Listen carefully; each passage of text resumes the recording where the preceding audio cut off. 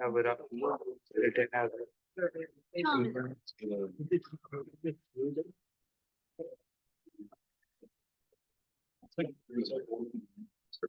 You guys want the presenter here or not?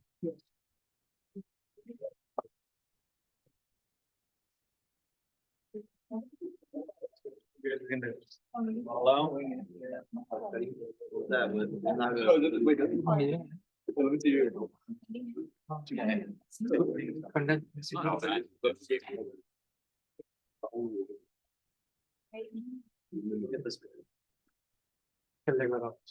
pretty well.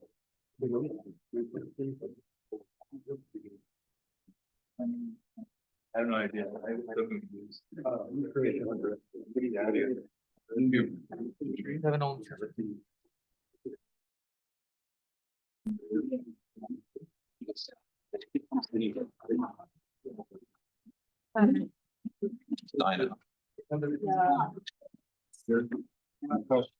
Mirrored, or do you want mirrored on my phone? Is the other react? I didn't shoot. It's real.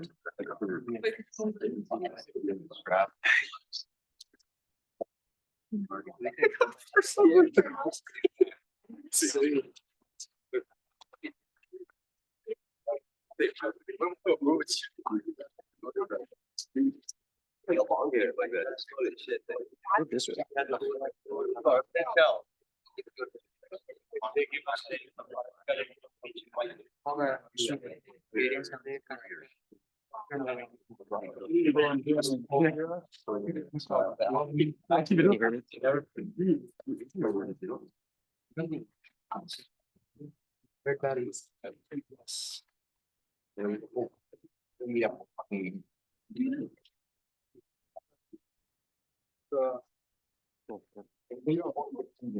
All right, I got it. Sure about panel S. This is gonna be the best lecture ever. All right. Miss. Today, we're talking about PenOS, kind of important because you guys have to implement this in the next month. Yeah, so first, we'll go over a couple logistics. The mid-semester survey, it just got released. That will be due soon, October 31st. So make sure to get that in. That's really important for us, to improve the course. Group formation, I think it's extended to the end of this class. So like if you haven't made your groups already, please make them as soon as possible because after 3:30 today, we'll randomly assign you to groups. So please do that as soon as possible. Milestone 0 for the project, it will be due in the week of November 3rd. And for this milestone, it's just a planning milestone. It's just breaking down who in your group is going to do what, how are you going to complete the project, like creating milestones for yourself, stuff like that. And you'll have to meet with your TA in that week. Milestone 1, that will be due in the week of November 17th. This milestone is just checking for significant progress in both the file system and the kernel. More details on that in a second, but there's a lot of details on this in the spec. Also, the spec is already released, so if you want to check it out, you can. And the last line of code will be due December 5th. And you can demo anytime after you submit. But yeah, more details on those specific dates will come soon. But that's just a quick overview of how the rest of this semester will go. So for PenOS, this is the grading breakdown. 5% will be for documentation. 45% will be for kernel and scheduler. 35% will be for the FAT, and 15% will be for the shell. And the shell is different from your shell, by the way. This is a custom PenOS shell. All right, so for documentation, this is a pretty significant portion of 30% of your project. That's like a pretty significant portion, right? We require 2 different parts of documentation for PenOS. The first is an API spec, essentially, which is our companion document. That's what we call it. And consider this like APU or KNR. These are POSIX and C textbooks. So if you want examples of what we're looking for here, you can look at those. Essentially, all it is just function definitions. So there's a lot of functions you write in PenOS, and we want you to like specify the input, output parameters, different values, stuff like that. For this, we highly recommend you use Doxygen. So Doxygen is a program that will automatically generate this API spec. So if you structure your header comments in your header files in a specific way, and just run one command from Doxygen, it will generate your full API spec for you. This is exactly like Doxygen generates the exact format that we're looking for this companion document. So we highly recommend you use this. The API spec can be pretty long. Mine was like 30 pages, maybe more. So you probably don't want to write this manually. So that's why we recommend using this. We also require you to have a README. And this README doesn't have to be too long. It's just an overview, general design decisions, why you did and what you did, and also like a description of where everything is, so it's easy for us to find when we were grading.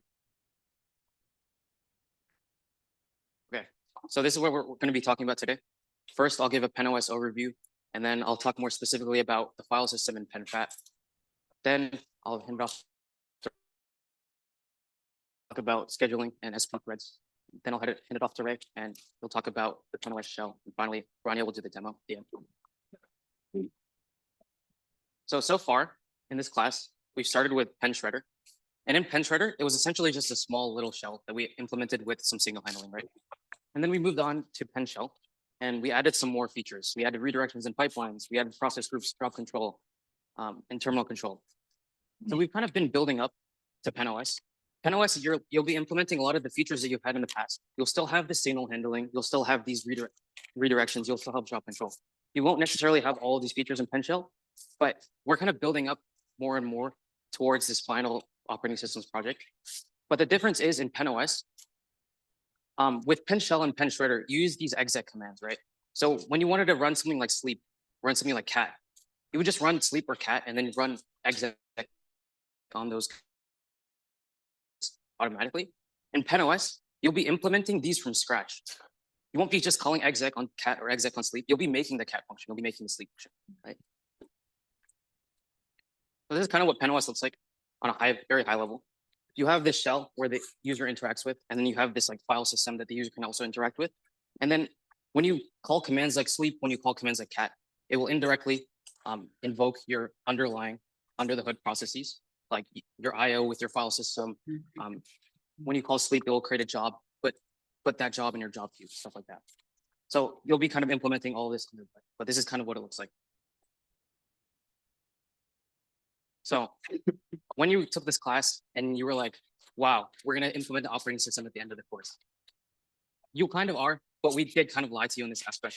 You're not actually making a real operating system. If you're creating a real operating system, it would require a lot of other things, like to integrate it with your hardware.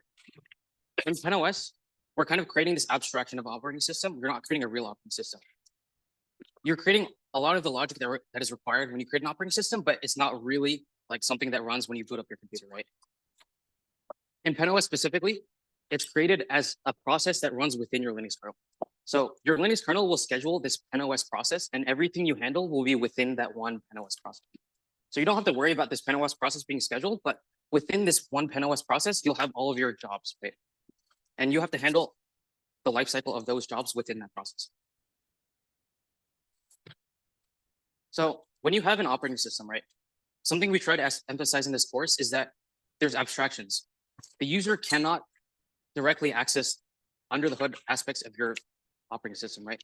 So like when you call a function like sleep, you're not actually directly manipulating the job queue. You're not directly adding a job to that job queue. When you call sleep, your operating system does that all for you. It creates that job, puts it in that job queue, and then executes it. It waits for that job, all without you having to do anything. So in PenOS, we try to implement something similar by having these things called user system and kernel LAN. So essentially what user LAN is, these are functions that the user can actually interact with. These are functions that the user can call in the shell, stuff like cat, stuff like sleep, stuff like ls. The kernel LAN is what actually it happens under the hood. It's what the user LAN indirectly activates to run these commands. Like for example, if I was running cat, we have to write something to the file system, right? We might have to read something from the file system. But cat is indirectly calling those commands. Cat, like you're not having the user directly call read or write. That wouldn't make sense for an operating system, right? And then we have something to bridge the gap between these two concepts. So if an example for kernel LAN might be like writing some bytes directly to your memory. System LAN kind of bridges the gap between these two fields. So user LAN, like we don't want a user process to directly call a kernel process. We want there to be some sort of intermediary. So a user process will call a system process, which will call a kernel process. If you want some more intuition on why this is the case, this is kind of like the most abstract part of PenOS, like, but we're trying to simulate a real operating system here. So think about, for example, when you're writing code and you like want to create a new process, you don't directly create a new process and add it to your job queue, right? Like when you're writing code, what you do is you call a system call like fork. Fork will create that process for you under the hood and add that to the job queue. This is kind of what we're trying to simulate with system-line. System-line are like trying to simulate these system calls that don't directly interact with your under the hood processes, but kind of act as an abstraction between the two. This is kind of confusing. Does anyone have any questions before I move on about this? It will become more clear as you start implementing and you start seeing some examples of the functions. But yeah, that's just a quick overview. Any questions? The write-up talked about like some sort of abstraction like this. Yeah. User cannot interact with the function of the kernel. Mhm. Can you talk about that and how that works? Yeah, so that's kind of keeping up this abstraction here. Essentially, we have these kernel level calls, and those directly interact with like inner workings of your system, right? So for example, on the file system, you'll have kernel calls that will directly write bytes to your file system. With the scheduler, you'll have calls that directly interact with your job queues. They create jobs, add jobs to those job queues. We don't want the user functions to directly interact with those calls. So we have this intermediary called system functions that kind of act as a layer of abstraction over that. Any other questions? All right. So how this kind of looks like in our diagram from before is, if you look at the red parts here, these red parts is what the user actually interacts with. So the user will interact with their shell. They might call a function like sleep, and indirectly, that function will create a job, add that job to your scheduler queue, and then run that job, and then reap that job, right? So the user is not actually directly doing any of this. This is happening all under the hood indirectly. And similarly with your file system, if you call some command like cat or echo, the user will call that function, but under the hood, that will call some reads and writes to your file system. Okay, that was just an overview, like a simple overview of PenOS. Does anyone have any questions about that before I move on to some file system specific details? All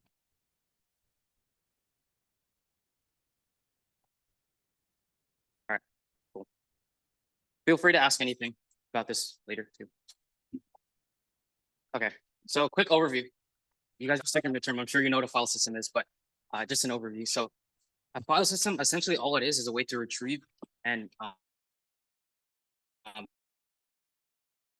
right, in an organized way. And in modern operating systems, we use a unit called a file to store data. And all a file is in our operating system is just a sequence of data. And these blocks are not necessarily contiguous, they can be non-contiguous, as we know. So for PenOS and for PenFat specifically, we're asking you to implement something called FAT. You guys just took your midterm, I'm sure you know what FAT is. But just as a refresher, FAT, all it is a way to access different parts of your file very quickly by accessing different blocks of your FAT in memory, right? There's a lot of different operating systems that other operating systems use, or a lot of different file systems that other operating systems use. And FAT is kind of the simplest one here, but we wanted to keep it simple for you guys. Linux actually uses inodes, as we learned before, and that's an optional extension if you want to do that. But for regular credit, FAT is what we're requiring. So as a quick refresher, can someone tell me if I started reading, like if my file starts at block 11 and I wanted to read the whole file, what blocks would I have to traverse to read that file? Someone tell me. You guys just took your midterm. You guys got this. Come on. I literally have an arrow there. Come on, someone. Yep, in the back. 11. Exactly, right? We start at 11, we see the next block is 14. After 14, the next block is 15, and then the negative one.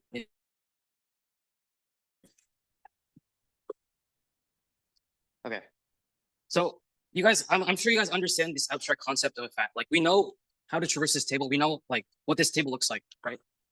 But we have to store this table somehow in memory, right? We still don't really know how PenFat is stored in memory and how we'll access this like idea of a file system. So all PenFat is just think about it like a single binary file. the whole file system for this project will be stored as a single binary file. And within this file, we'll have a specific structure to it. So at the top, you can see that the beginning of the file is just for your file, your fat table, right? And then the rest of the file will be stored for your data. And for example, like I might have some files data in block 1, some files data in block 2, etc. Right? So we have this abstract concept of a fat, and we have like a place where that should be in memory, right? But how do we map this abstract concept to where it is in memory? If you think about it, a fat, like a file allocation table, all it is just an array, right? If you look at this left column, it's just an increasing, it's just increasing numbers, 11, 12, 13, 14, 15. So you can just think of this like an array. So like if I wanted to find the next block for 11, I could just index the 11th position in my array. So if you think about this like fat table like an array, you could just map this array into memory. What we use to map this array into memory is a function called mmap. So essentially all mmap does is that you can pass like a pointer into memory, into mmap, and it will return like an array-like object. And if you wanted to, for example, edit the 11th index of that array, you could just index that object like an array and change it. For example, like if I wanted to change the next block from 14 to 15, I would just index the 11th position in the array and change it to 15. It's kind of confusing when I explain it like that, but just look at the man pages, you'll understand. This system call is very useful for this part of the project. So I've talked about the fat a little bit. Let me talk a little bit more about the data part of your file system. So if you look at this diagram from before, we have the fat in the beginning, and then we have the data containing blocks afterward. So our files themselves, like the actual stuff in our files, will be stored in these data containing blocks. So they're distributed among these different blocks, right? And as we know in fat, these blocks are not necessarily contiguous. So you can see this block is stored until 11 and 14 and 15. So as a quick aside, I wanted to talk about this function call called lseek. Does anyone remember what lseek does? I think we went over this briefly. Anyone? You guys don't remember? All good. Essentially, what lseek does is we have, for every file descriptor, we have a file offset associated with that file descriptor, right? So for example, if my offset is in the middle of the file and I start reading from the file, then I'll start reading from the middle of the file, right? So what lseek does is it allows you to manipulate this offset. So I wanted to talk about lseek here because this is one of the example system calls you have to implement in PenOS. But as an example here, I imagine my file pointer was at the beginning of the file, and I wanted to move that pointer into the middle of the file and start reading from the middle of the file. And I just call lseek on that file descriptor to move that file pointer to the middle of the file. Can anyone see why this is not trivial to do? Like if my pointer was at the beginning of the file and I wanted to move it to the middle. So like say the file is like n bytes long, right? And my pointer is at the beginning of the file. And I can't just add n over 2 bytes to that pointer and get to the middle of the file, right? Because if I just added n over 2 bytes and I started at block 11, I would be somewhere in block 12. I wouldn't actually be in the file still. I would not be in block 14. Block 12 doesn't necessarily correlate to this same file, right? What I have to do is, instead of just adding n over 2 bytes, I have to traverse till the end of the block 11, figure out that the next block is 14, go to 14, and then I'm somewhere in 14, right? This doesn't have to make sense to you yet, but essentially what I'm trying to say is that this is the type of thing you'll have to traverse and the type of logic you'll have to go through when you're implementing fat. Does anyone have any questions about lseek? I didn't really explain lseek completely. There's a couple of different parameters here. Yeah. So you're saying we have to load each block in memory, read it till the end, until you reach the middle of the file. So you don't necessarily have to read it into memory. You can kind of do math. So I'll talk about this later, but the block size is fixed for a file system.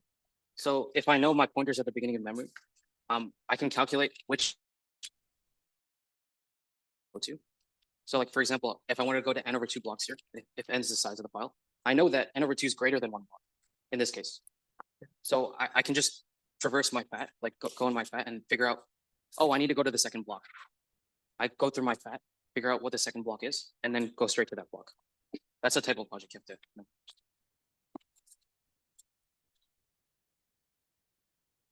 Okay. So we have this file here. For example, if we wanted to add or write of bytes to this file, how could we do that? So we can write some amount of bytes to the block 15, right? We can fit some bytes in here. Like there's still some space, but we can't write all of the bytes into block 15. We still need to write some more bytes into some other block. So in this case, we can allocate another block and write the rest of our bytes into block 22, right? But are we done? If we just write the rest of our bytes into block 22, are we done? Is there anything else we have to do?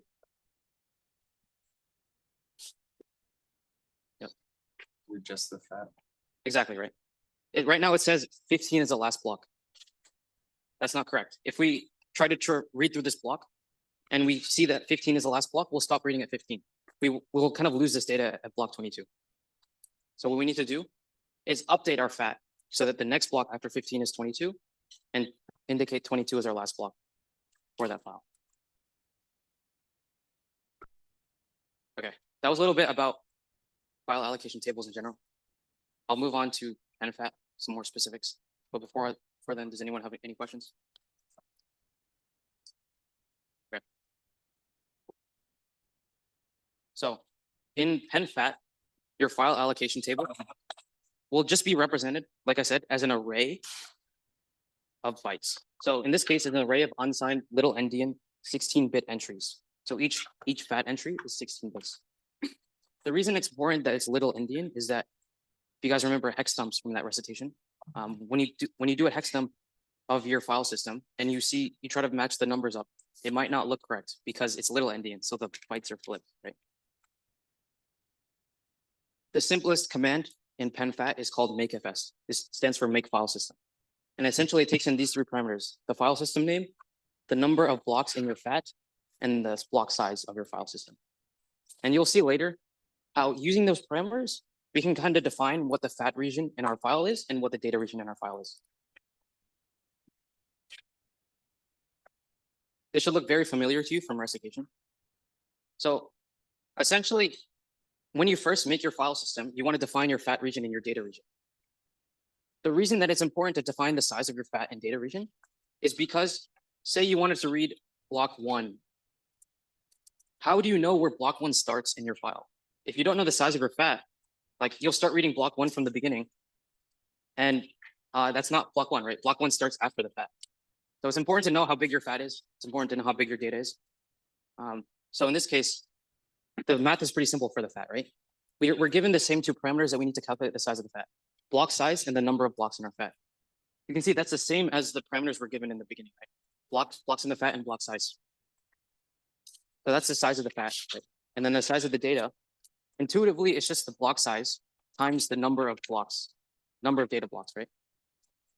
In this case, the number of data blocks is equal to the number of fat entries minus 1. Does anyone know why the number of data blocks is equal to the number of fat entries minus 1? Like intuitively, why does that make sense?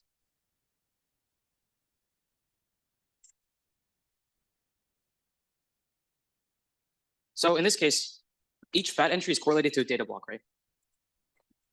Okay. So the number of fat entries, does anyone know why is minus 1? It might make sense that it would be number of fat entries, but why is it minus 1? Yeah, that's kind of tricky. Here's a hint. The first entry is a special metadata entry for your fat, right? It stores some metadata about your file system.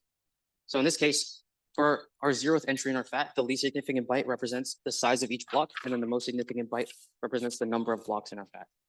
And if you notice, these two things match up exactly with the parameters that we were given in makefs: blocks in fat and block size. So given that the first entry is just metadata, it doesn't actually represent a data block. That's why the data region is equal to, or the number of data blocks is equal to number of fat entries minus 1, because that first entry doesn't actually represent a data block, but all the other entries represent data blocks.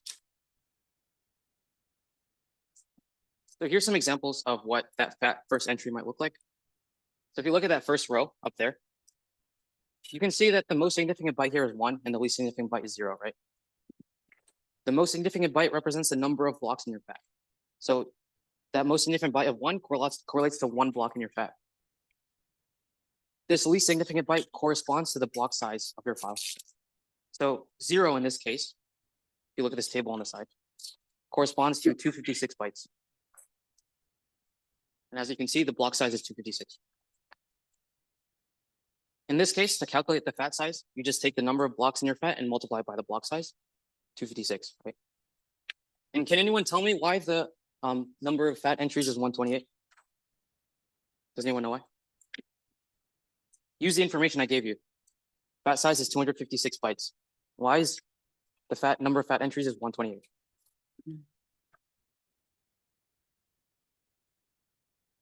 Okay, guys, here's a hint. Look at this slide. Your fat size, yeah, 2 bytes. exactly right. If each entry is 2 bytes and our whole fat size is 256 bytes, then the number of entries we can allocate is 128. Cool. I want to point you guys towards this last row. This is the max file system you can allocate in PenFat. And it has 65,536 entries. Can someone tell me why that entry 65,535 is undefined? This is really tricky, but I'll be impressed if someone gets this.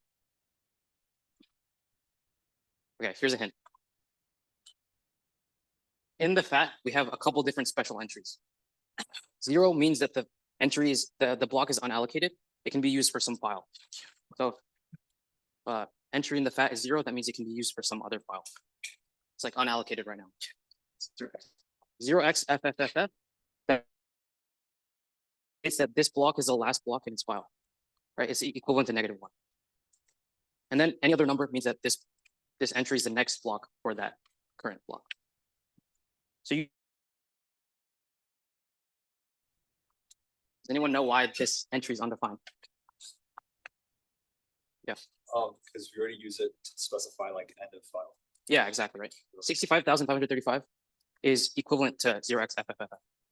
So that is a special entry reserved for the last block of the file. This is an edge case. This shouldn't come up in any other case, but so here's an example of a fat. The first 0th entry is always your metadata. In this case, it's 0x2004. So your most significant byte is 20. In hex, in decimal, that's 32. So it's 32 blocks in your fat. And then 04 is your least significant byte. And 4 corresponds to 4 kilobyte block size. Your first index in your fat always corresponds to your first block in your root directory. I'll say that again. Your first block always corresponds to your first block in your root directory. The reason it's like this is because we want to be able to find our root directory easily, right? If our root directory's first block was some other random block, how would we find the root directory? Like, it'd be impossible. Because the root directory is how we find all other files, right? And then there's just a bunch of files here.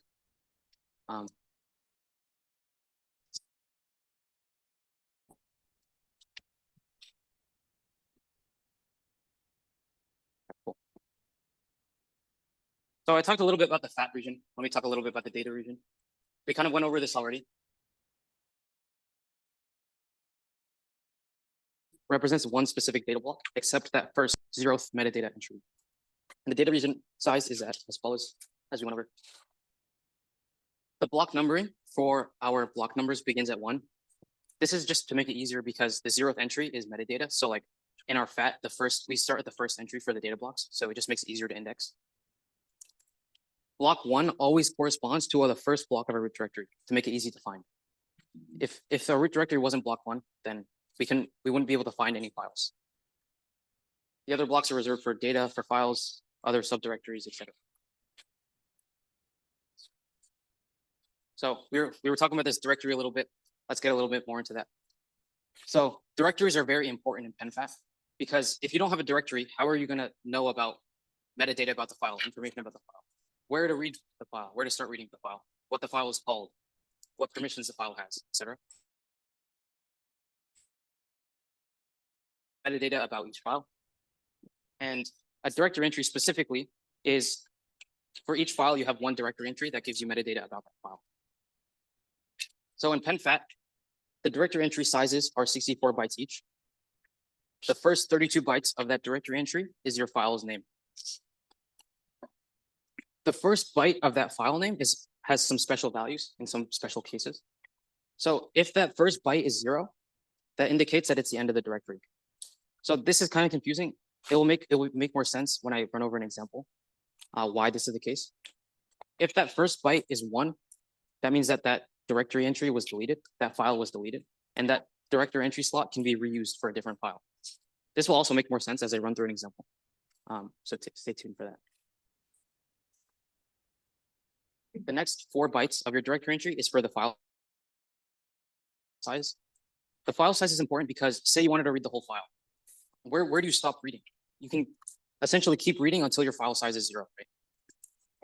Because your file might not take the whole block. You might stop in the middle of the block. You don't want to read that garbage data at the end. So you use the file size to figure out how big your file is. The next 2 bytes is the first block number of the file. This is how you actually find your file. You can use the FAT to traverse to find the middle blocks in the file, but you still need to find that first block of that file to know where it is. The next byte is the file type. You don't have to worry about unknown, but most things in your PenFat should be a regular file. If you choose to implement subdirectories, you can have directories, directory files. The next byte is your file's permissions. You can read, you can write from the file, execute the file, etc. The next 8 bytes is the timestamp of when that file was created. And the last 16 bytes are for you to use if you want to implement some extensions to the project. But you don't have to use these if you're just doing regular writing. Okay, so let's walk through an example. System. FAT files. First thing that you should look at is that 0th end of the FAT. So what does that say? Without looking over there, I know it said over there, but can someone tell me what that represents, that first entry? Yeah. Data. Exactly. But can you like break that down for me? First byte is the number of blocks in the FAT, right? Yep, exactly. Yeah, so yeah, that first byte is 0x20, and that represents the number of blocks in your FAT. And in decimal, 0x20 represents 32. So as you can see, we have 32 blocks in our FAT over here, right? And then the least significant byte there is 02. And 02 represents your block size in your FAT. And just to prove to you guys that this is correct, we go back to this diagram. 2 corresponds to 1024 bytes for block size.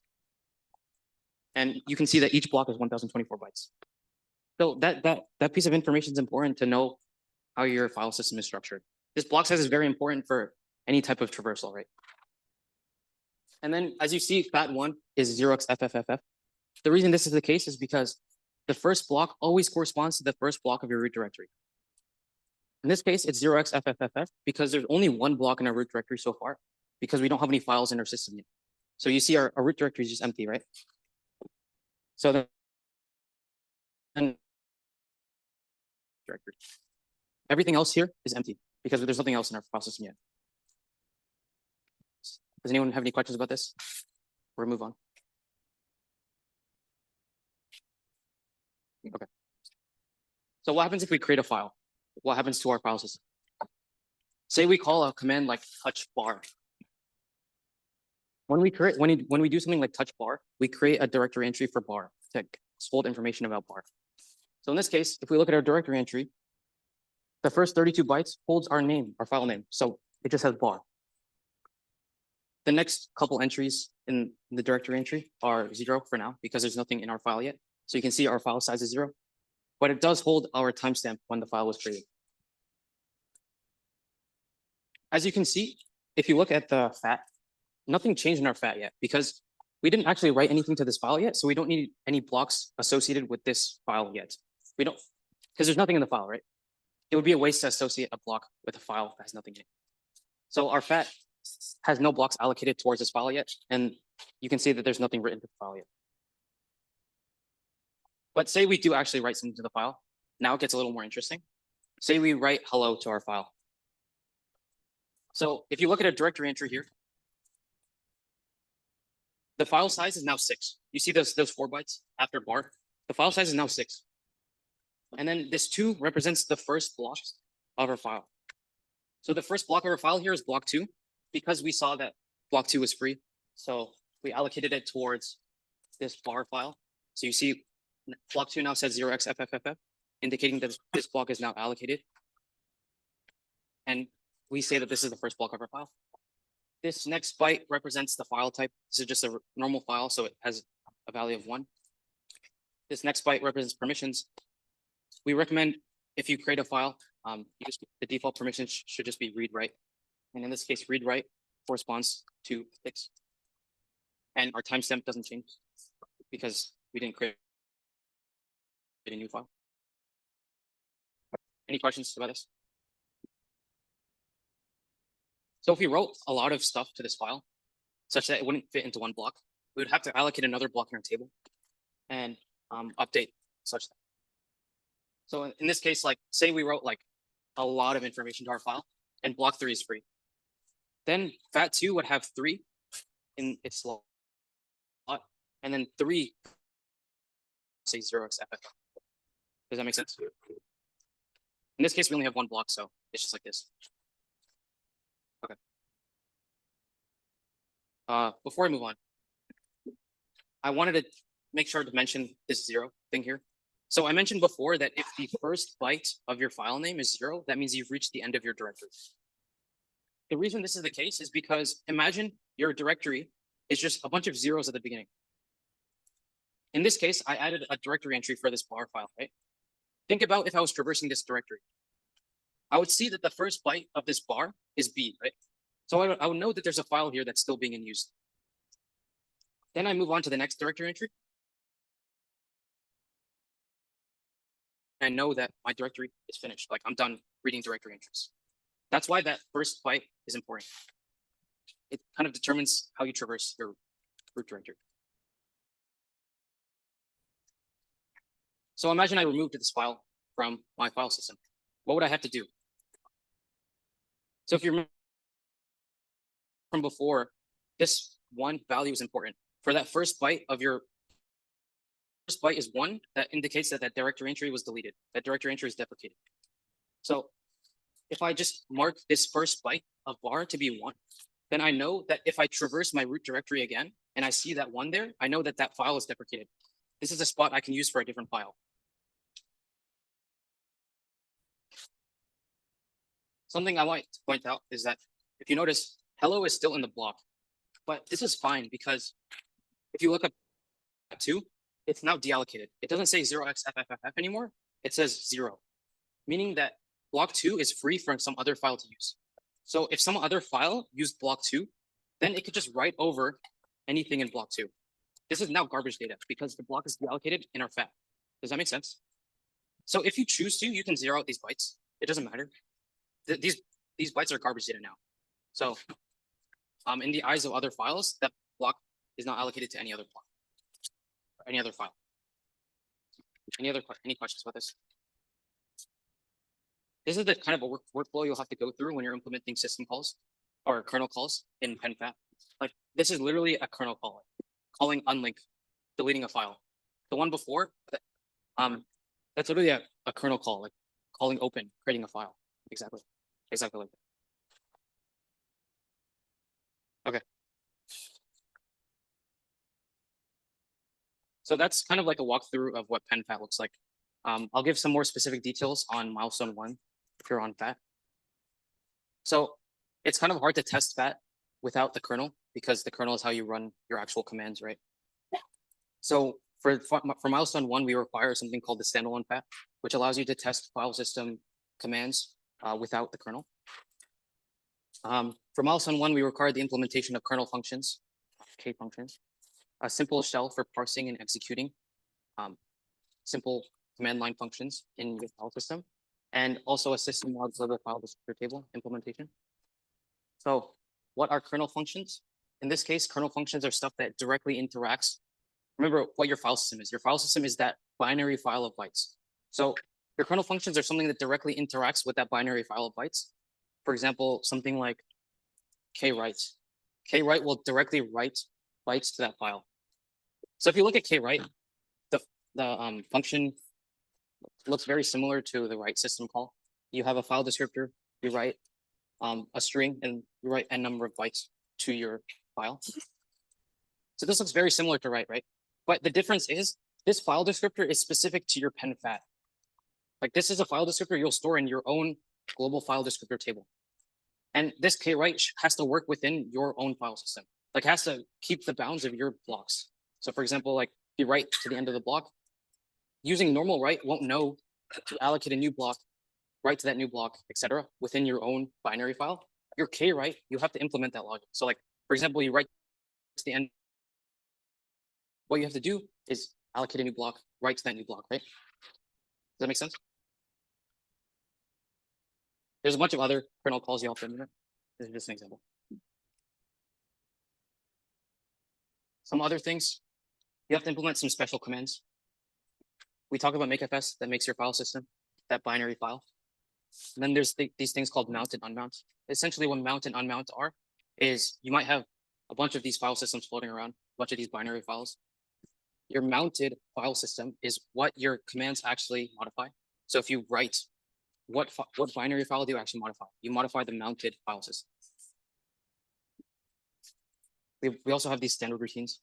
So these are like your shell commands. These are what you'll actually use to interact with your file system on the command line. So these are like normal things like touch, move, remove, cat, cp, chmod. The important thing here is that to implement these commands, to keep up the spirit of this assignment, you can only implement these commands using your kernel functions. You cannot use like normal read write in these functions. You can only use the k functions, kernel functions that you've implemented before. And to clarify it more, your PenFat binary file, that refers to your file system, and your host file system refers to your Docker's file system. So in this case, these standard routines are interacting with your file system. So you have to use kernel commands, not T-system calls.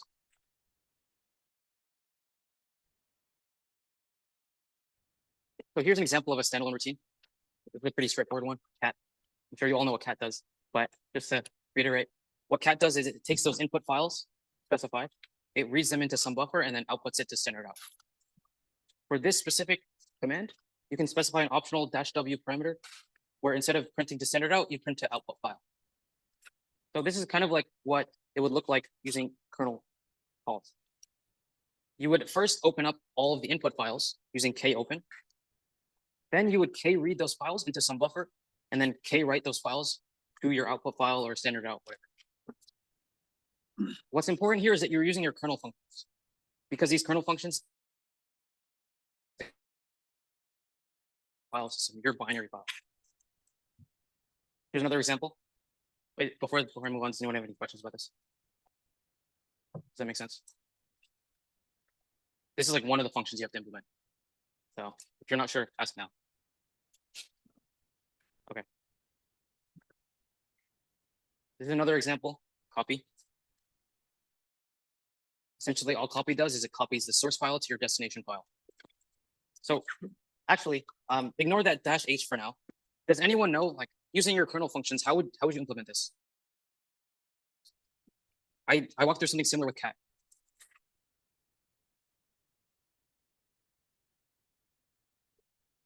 So as a refresher, with cat, you just k-read the files into a buffer and then k-write them to standard out or your output file. So in this case, it's like a similar workflow, right? With copy. Does anyone know?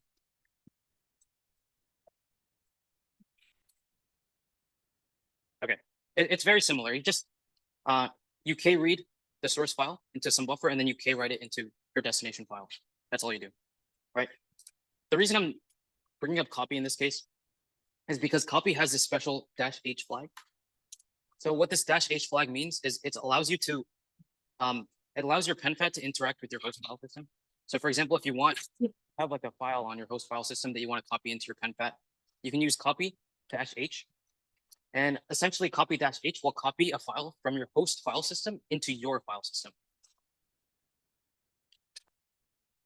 So the workflow of copy -h is you would read that file, not k-read it, because that file exists under your file system, your kernel, your Docker file system, and then you would k-write that into your binary.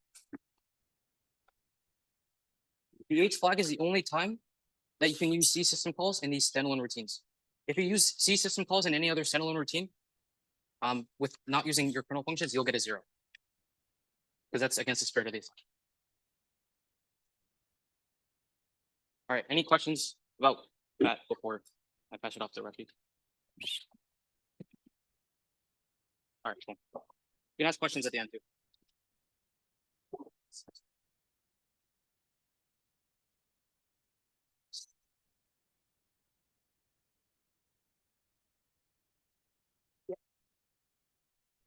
So I'll be going over the kernel and the scheduler. Typically what we have seen is students, the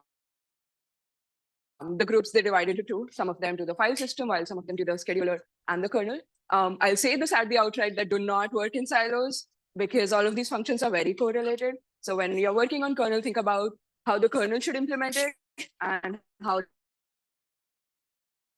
So basically work for both of them together. First, I will go over the scheduler and then we can come over the process queues. So the scheduler is very simple in here. You are given 3 queues. The only catch here is all the 3 queues do not have the same priority. So Q0 is scheduled 1.5 times more frequently than Q1, which is again 1.5 times more frequently than Q2. So basically Q0 is 1.5 square times more than Q2. Here Q0, Q1, and Q2 refer to the priority of the processes that you'll be given. When you spawn in, you set the priority of that process as, oh, do you want the process to be like high priority, which is say, which will then come to Q0. If it's like a lower priority, then it'll come to Q2. One thing which is very important here is how the processes are scheduled from the queues is deterministic. It's not random. So when you think about it, if there is a process in Q0, then that gets scheduled first. Only then Q comes in, and then Q2. So that's why it's not random. So think about when you're running the scheduler multiple times, that the process or the processes should be scheduled like in a deterministic fashion. Do we have any questions here?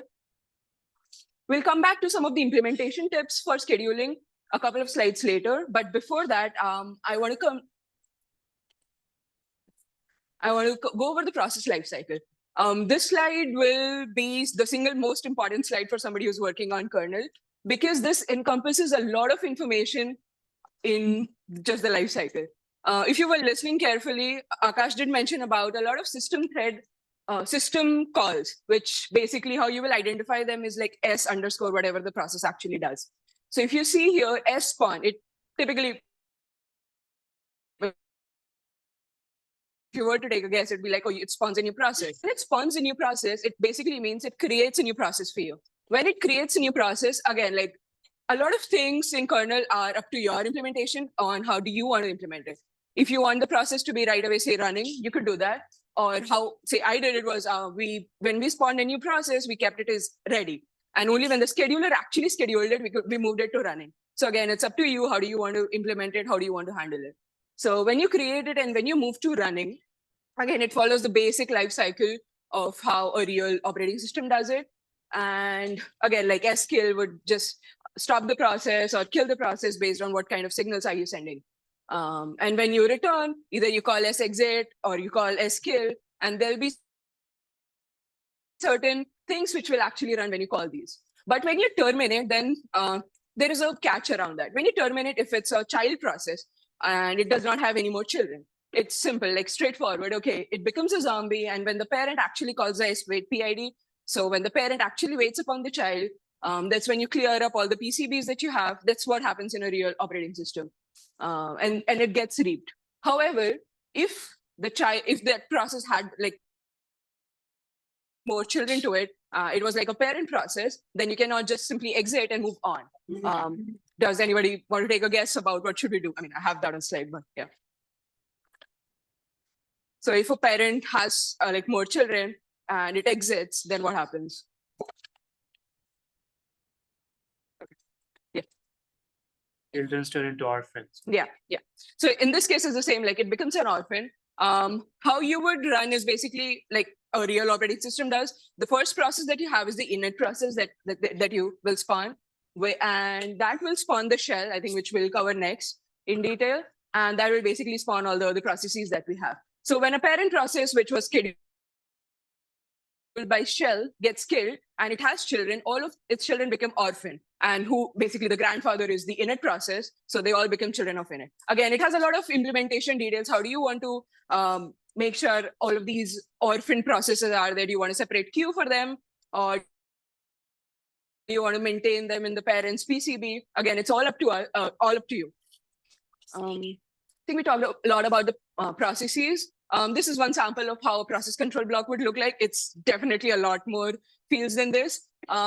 We have given you some pointers to think about, like what all should you include. It should have a process ID, the parent process ID, if it has any children, because it needs to keep track of who are its children. You'll have the child PIDs. Again, it can be a list or like whatever. There'll be open file descriptors because it can be accessing the files. Again, this is where the kernel and the FAT kind of work together. The priority level is again a very important field because it will determine which queue it will go into. Was the state, if it's running, stopped. Again, it's, as I said, it's not limited to this, it'll be a lot more. There are some things which we have seen typically students have asked us, or we also face the same problems. So think about what happens or how you should structure your PCB to cater to certain needs, such as what happens when you have to call the sleep on that process, or when you have to call a wait PID on that. If your parent-child relationship is not working fine, the test cases won't pass, which you'll be given much in advance. So that has to work very seamlessly. These are some of the implementation tips. You'll be given a demo file, which again, you'll be talking about it with your TAs in your first milestone. So go through that. This will give you a fair idea of about how you should implement your scheduler. Again, some of the questions like, oh, what should you do when it's idle, when there is no job to basically schedule? And one important thing, I think we have iterated that enough in PenShell, is your handler should be as small as possible. Do not put a lot of things in your handler. If you have to do something, if you have to do something, it could be like, oh, you can increment a counter, again, like some pointers on how should you do it and what are the safe processes. Next is again, like signal. Had a hard time in shell, but again, PenOS signals would be like, oh, are you sending a control Z or control C? Again, the scheduler gets the SIG alarm after a particular quanta because it's a round robin. So how do you identify when, say, I think the time quanta is 100 milliseconds. So what happens when you get that? What happens when a process is killed or terminated? I think we briefly covered that in the life cycle. So think about that when you're making it. Also, like what should happen at every tick when the scheduler is implemented? How should it look into the 3 queues? Also, like when should init be scheduled? So these are some of the common errors. So think about it carefully before you start writing the code. These are some more. How should SIG alarm function, because the scheduler needs that. These are things which you can read if you kind of fall into those errors. Next, I want to cover some of the POSIX threads. There are user level threads and there are kernel level threads. So you'll be working on the user level thread management, which are again very efficient, lightweight, simple. Does anyone want to go over what's could be like a con of user level threads quickly? Okay, in interest of time, I'll say, so the kernel doesn't know about them. It kind of encompasses them as one, and you cannot have a lot of benefits that you have as like real kernel level threads. So just understand them, go over some of the POSIX thread files before implementing that. We also before that, I will cover one special function, which is like the pthread cancel. We'll give you a wrapper around the pthread, which is called the SP thread, which you will have in your code setup, which is something that you'll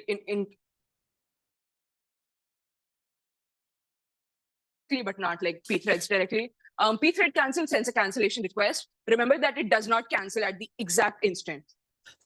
We do have, the pthread, how does it work is again, like there is a main thread. When you call a pthread create, it creates threads for you.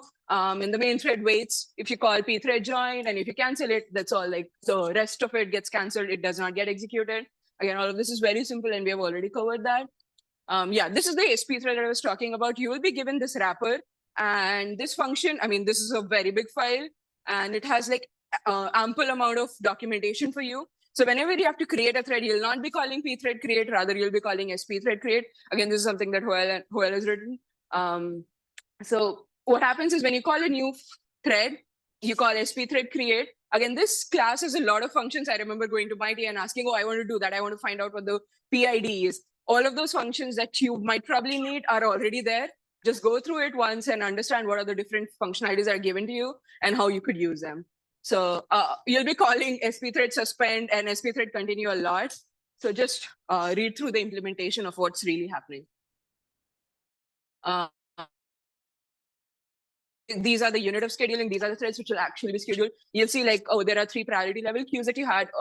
One being the highest priority, and the smaller fragmentation that you see is basically the quanta, after which the different jobs get scheduled. Next is again, I think, so we are not using locking, unlocking mechanisms, but rather you'll find these functions in the C class that you have. You'll be enabling and disabling interrupts, so that, which basically works the same as your normal locking, unlocking mechanism. Use these whenever you need to protect the interrupts that might be coming. So again, depends on your implementation where you'll need it, but remember that you have to interrupt when you have to enable and disable interrupts. I think that was all I had. If there is any question on kernel or scheduler, I can take that. Okay, cool.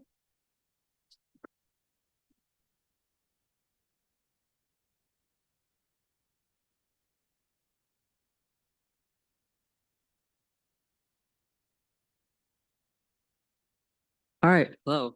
I'll talk about PenOS Shell. Most of us should be pretty familiar to you if you just finished Pen Shell. So here are your requirements. Just like in Pen Shell, you'll have to implement you do have to implement your own version of wait PID. So in the main loop of your shell, you want to wait for all of your children using your own implementation of wait PID. Redirection as well. In PenOS, you don't have to implement pipes, but you do have to implement redirecting to and from different inputs and outputs. Yeah, and parsing. In like Pen Shell as well, you were given a parser. You're free to use that for PenOS as well, or you can make your own or make any changes that you want. Terminal signaling. You do have to implement a way to use control Z or control C signals, and you want to pass those signals on to other processes as well. Terminal control. You have to have a way to keep track of which job has control of your terminal as well. All right, so as Akash mentioned, you do have your shell functions that have basic interaction with PenOS. There's 2 types of these shell functions. One of them, you want to spawn separate processes, and the other just run as separate subroutines within your shell. These built-in processes should be pretty familiar to you. You've used them in like Pen Shell as well, like cat, sleep, busy, ls, touch, and BCP, remove, ps, things that interact with your file system. When you spawn a separate job, separate process, we also have your built-ins running as subroutines within the shell itself. So whenever these should not spawn a separate job, they should just be running within your shell. Can anyone tell me why it might be problematic to run these like as a process? Yeah, so just in the interest of time, it might be problematic or difficult to run these from a separate process because they interact directly with your underlying like scheduler, things like that. So you don't want to have to wait on these or have them be stopped as processes. Error handling. You will also have to implement your error node.h file, which is essentially a file where you implement a function called UPerror, which you can use in your, which is a user level function that you can use in your system calls. UPerror basically lets you print out like an error message, and you also want to have error no macros that are just constant strings that you can use in your UPerror to basically tell you like, oh, if an error happened, what was cause? You want to call UPerror in your PenOS system calls like sopen, spawn. But if your using any like host OS system calls like malloc or open, you want to use your PR instead. You also want to have redirection to scripts and be able to run scripts. Basically, like if a file contains like commands like echo line 1, echo line 2, you want to be able to run these from the file. So what this code basically does is you're echoing line 1 into script. So this is what the script file looks like. Cat script that just prints out what is in your script, and chmod plus x script adds the execution permission to script. So when it redirects the output to the out file, basically it does what the script would have done if you had like typed out echo line 1, echo line 2 into your terminal. So should you guys reuse PenShell? You guys just did the project, so you guys are probably wondering this. We recommend probably not. But you can definitely take inspiration from it and copy parts of it, but I wouldn't recommend like copying the entire thing because you obviously have to interact with your other parts of PenOS as well. There's a lot of parts that are different. You don't have to implement pipelines, and you do have to implement your shell functions. So there's a lot of key differences, which is why I wouldn't really recommend like copying the entire thing, but you can definitely like take inspiration. Yeah, Akash also went over the difference between user system and kernel abstraction, but I'll kind of like go over it again real quick. So userland is what you, the user, directly interacts with. Your kernel is kind of what happens underneath, does all your system calls and stuff. And your system call land is kind of like the mid-level abstraction that connects your kernel and your user. Yeah, I'll just kind of skip this because we've already gone over it. But this is a really helpful diagram that I would refer to a lot when you're doing PenOS. It just shows you what should be accessed and what shouldn't be accessed in your different levels of abstractions. Like for example, you can only access your system calls inside your kernel. You shouldn't be able to access any of the super useful. Yeah, would reference this a lot. Yeah, and to help you out with thinking about how you can abstract your shell, just think about like when you were doing PenShell, like what you were able to access. Were you able to access your scheduler? Were you able to access your PCB? If not, then that is something that you shouldn't be able to access within your PenOS shell. Just a recommendation that I have. And yeah, any questions before we move on to the demo? All right.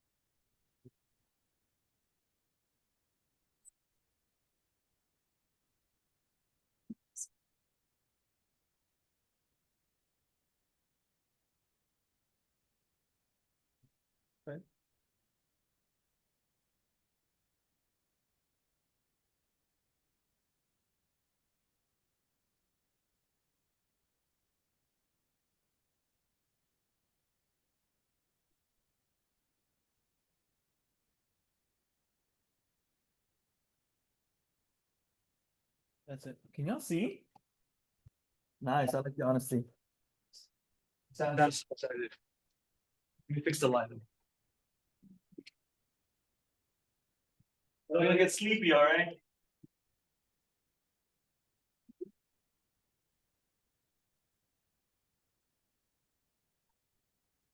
I can talk. That better. Yeah. Zoom in more. Okay. Yes. Cool. All right. Okay, so I'm gonna show some basic commands that you will have to implement for the standalone PenFat for milestone 1. So starting with makefs to make the file system, let's call it minifs 1, 0. And then that will make the file system. And then if you want to see what's inside your file system, you'll have to do a hex dump. So if you do ht manifest, let me see. Yeah, so that will show you what's inside your file system. So for now here it's empty. I think there might be. That's just this file. Yeah, as you can see, like the first few bytes are kind of your size of your block size and how big your fat is. That's 0001. That's manifest, which is like the smallest possible file system you can make.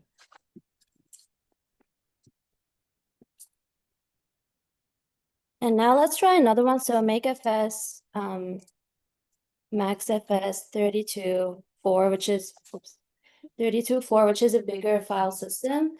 Again, if you want to see what's inside your file system, you have to do another hex dump. So, yep. So this is another one.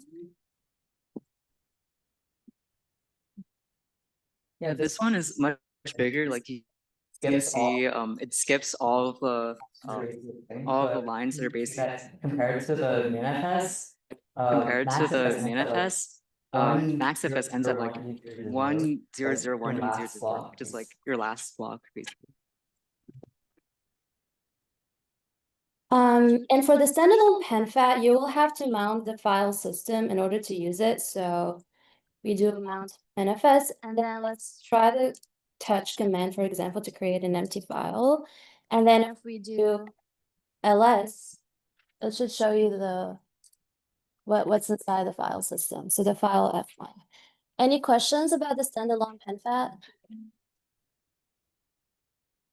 Nope. Okay, so I'm just going to show a couple of commands for the kernel that you'll need to implement for milestone 1.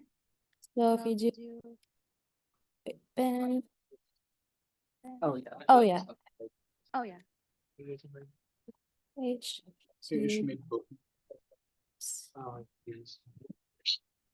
Make it bigger.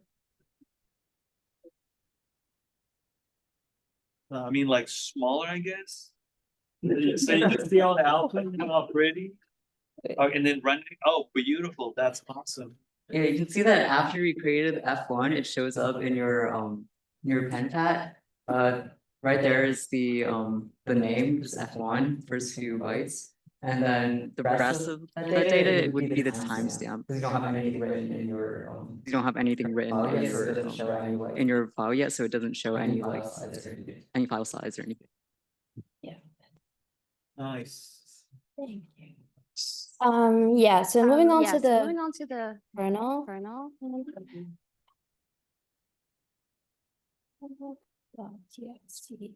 So here, if you run, for example, the ps command, it will show you that the init process is basically the ancestor of all the other processes of PID1.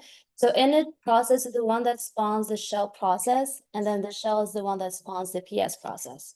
If we try the zombify command in the background, which basically creates a zombie child that finishes execution immediately, we will get this, and then PS, and then we will find that the zombie child is basically a zombie because it finished execution immediately and it was not reaped by any process so far. Yep, that's it. Any questions? Okay, thanks everyone. All right, cool. All right, so yeah, y'all are gonna have to do a lot of work. All right, we had to dedicate a whole lecture to it just so you guys can sort of take in why we give y'all a month and a half to do this. Okay, so hope you guys know who your group mates are, and if not, I'll assign y'all by tonight, and then you'll also know what TA you will be assigned. You will get assigned 2 TAs. One that is supposedly an expert in the kernel, and one that is supposedly an expert in the fat. Okay? Now make sure to pick their brain as much as you want. Don't email them 24/7 because then they'll complain to me. Okay, and I don't want to hear about that. All right, but anyways, good luck on the assignment, guys. All right, and I'll see you guys on Thursday. We're all talking about SP thread and all that stuff.